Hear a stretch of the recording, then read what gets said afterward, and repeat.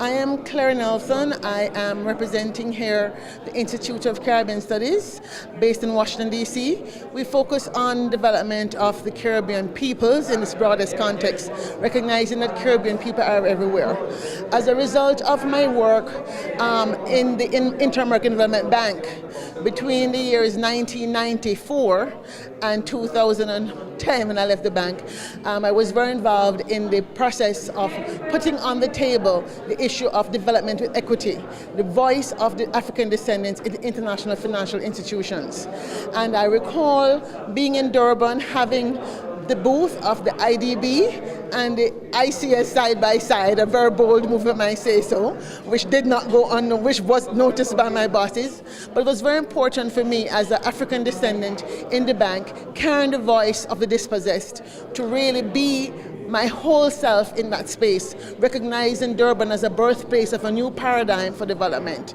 I am very excited that today we are here in Brasília, beginning a new conversation of the next 10 years. We have gone through a lot. We have seen the affirmative action policies being put in place. We have seen the commissions we have asked to be put in place. Now it's time where the rubber, as we say, should meet the road.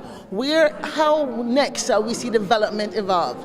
I believe that this decade could be a very powerful space for the construction of a new paradigm of development, a paradigm that recognizes that the creative destruction of capitalist theories based on long dead white economists is indeed dead, that a human family that is talking about surviving climate change, surviving technology that can outthink humans is not going to be very useful if we're going to have a working, thriving human society.